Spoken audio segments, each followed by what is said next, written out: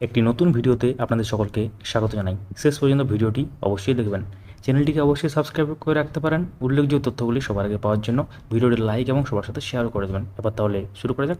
তো আপনারা সকলে অবগত আছেন যে প্রাইমারি 2016 নিয়োগ প্রক্রিয়ার মধ্যে যে ব্রেকআপ মার্কস ও লাস্ট এমপ্যানেল ক্যান্ডিডেটের লিস্ট প্রকাশ করা হয়েছে, মিডিয়াম ক্যাটাগরি, কাস্ট, এইসব কিন্তু ডিস্ট্রিক্ট, এইসব একদম সমস্ত সহ।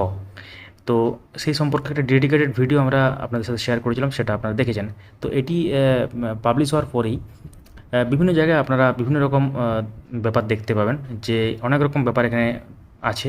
এবং সেক্ষেত্রে ক্যান্ডিডেটের ক্যাটাগরি চেঞ্জ কীভাবে হলো এবং তার সাথে শূন্য পেয়েও চাকরি, এইগুলো কিন্তু মানে আপনারা লক্ষ্য করে থাকবেন কীভাবে হলো সে ব্যাপারটা নিয়ে আমরা প্রথমে আসছি, এবং তারপর আপনাদেরকে দেখাবো যে শূন্য পেয়েও চাকরি ব্যাপারটা কেন বলা হচ্ছে এবং কিভাবে এটা কতজনের যে প্যানেল, তার থেকে এটা কতজনের মোটামুটি আছে লিস্টে নাম।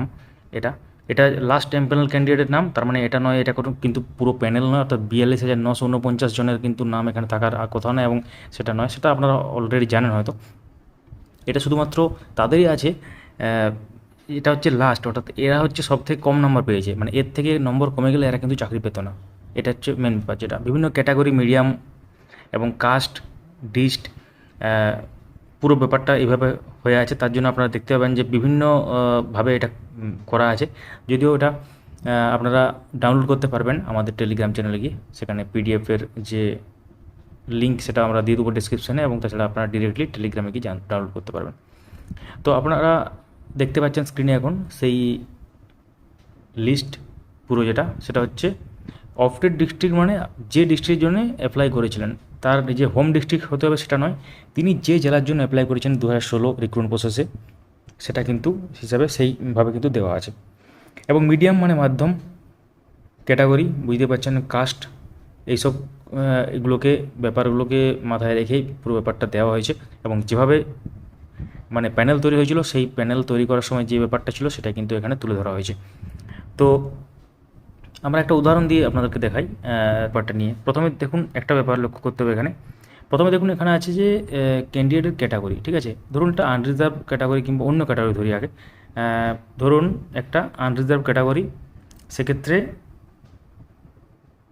কাস্ট যেটা, সেই কাস্টটা ধরুন জেনারেল, এই এসসি কাস্ট, ঠিক আছে। তো একটা এসসি কাস্টের কিংবা এসটি কাস্টের কোনো ক্যান্ডিডেট জেনারেলে কনভার্ট কখন হয়, যখন জেনারেলের সবথেকে লোয়েস্ট যে cut off marks, lowest marks, তার থেকে তাকে বেশি পেতে হবে। এটা রিজার্ভেশন যে রুল আছে তাতে কিন্তু পরিষ্কার বলা আছে। এবং আরেকটা ব্যাপার আপনারা গুলিয়ে ফেলছেন, টেটের যে, মানে ধরুন টেটের যে রিজার্ভেশন যে পলিসি, যদি আপনারা জানেন যে টেট কিন্তু রিক্রুটমেন্টের সঙ্গে সরাসরি সংযুক্ত নয়। এটা টেট হচ্ছে একটা ওয়ান অফ দ্য কোয়ালিফিকেশান, মানে অনেকগুলো কোয়ালিফিকেশানের মধ্যে একটা হচ্ছে টেট, অর্থাৎ টেটে পাস করা। তো এটার মানে ওখানে রিজার্ভেশনের সুবিধা কেউ নিয়ে নিয়েছে মানে রিক্রুটমেন্টে পাবেন এমনটা কিন্তু না, এটা কিন্তু আলাদা ব্যাপার। এটা কিন্তু আগের নিয়োগে হতো, যখন মাধ্যমিকের নম্বর অনুসারে আপনারা দেখেন 9-10 সালে যখন হয়েছিল, তখন একটাই ব্যাপার ছিল, তখন আলাদা ব্যাপার ছিল। কিন্তু এক্ষেত্রে টেট পাস করা মানে সে তো চাকরি নাও পেতে পারে, দুটো আলাদা ব্যাপার।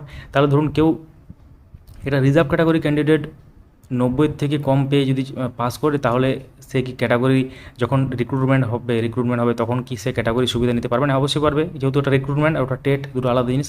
এটা অনেকে গুলিয়ে ফেলছেন। এটা নিয়ে ডেডিকেটেড ভিডিও যদি আপনারা চান, আলাদা করে কোনো ভিডিও, সেটা আমরা অবশ্যই আপনাদের সাথে শেয়ার করবো, কমেন্ট করুন এখনই। তো কীভাবে চেঞ্জটা হচ্ছে বললাম আমরা, যে একটা ক্যাটাগরি অন্য ক্যাটাগরি, ধরুন এসসি কিংবা এসটির স্টুডেন্ট কিংবা ওবিসি এবি, তারা জেনারেল ক্যাটাগরি কীভাবে কনভার্ট হবে, যদি জেনারেল লোয়েস্ট কাট অফ থেকে তারা বেশি পায়, তাদের যে মেরিট হবে, অর্থাৎ আপনারা জানেন যে 50-এর মধ্যে মেরিট হবে, তো সেই মেরিটে যদি তার কাট অফটা তার জেনারেল কাট অফের থেকে বেশি হয়, তখন তারা কিন্তু কনভার্ট হয়ে যাবে। তো এইভাবে কিন্তু পরিষ্কার ব্যাপারটা হয়। এবং যারা কাট অফের মধ্যে থাকবে, নিচে থাকবে, তারা কিন্তু সেই ক্যাটাগরি বিলং করবে। এবং একটা ক্যাটাগরি একবার সুবিধা নিয়ে থাকলে কিন্তু দুবার কিন্তু একই রিক্রুটমেন্ট প্রসেসে একটা টাইমের মধ্যে কিন্তু পাবে না, এটাই কিন্তু ব্যাপার। তো রিক্রুটমেন্ট রুল নিয়ে আমরা ভিডিও অবশ্যই আপনার সাথে একটা শেয়ার করবো, আপনারা যদি চান। এবং প্রত্যেক জেলার কোড নিয়ে আপনাদের অনেক সমস্যা হচ্ছে, আপনারা ভিডিও কমেন্টে লিখছেন যে কোন জেলার কত কোড। যদিও আমরা এই সংক্রান্ত পোস্ট আমাদের টেলিগ্রাম চ্যানেলে করেছি, তাও আমরা এই স্ক্রিনে একবার দিয়ে দিচ্ছি, আপনারা পজ করে নিতে পারেন ভিডিওটা, কিংবা স্ক্রিনশট নিয়ে নিতে পারেন। কোন জেলার কত নম্বর কোড সেটা কিন্তু পরিষ্কারভাবে আপনারা দেখতে পাচ্ছেন। তো তো এই যে পাবলিশ হলো যে লাস্ট চ্যাম্পিয়নাল ক্যান্ডিডেটের পুরো লিস্ট একদম সমস্ত রকম ব্রেকআপ স্কোর সহ, এটা নিয়ে আপনারা কি মনে করেন? মানে আপনারা কি মনে করেন এটার মধ্যে কোনো ত্রুটি আছে, না যা আছে সব ঠিকঠাকই আছে? আপনারা কি মনে করেন কমেন্ট করুন। এবং আমরা প্রতিনিয়ত ভিডিও নিয়ে আসি বিভিন্ন খবর সম্পর্কিত, সেগুলো যাতে না মিস করে যান চ্যানেলটিকে সাবস্ক্রাইব করে রাখতেও ভুলবেন না। কিছু প্রশ্ন যদি থাকে কমেন্ট করুন, কোন জেলা থেকে ভিডিও দেখছেন সেটাও কিন্তু লিখতে পারেন। Thank you so much for watching.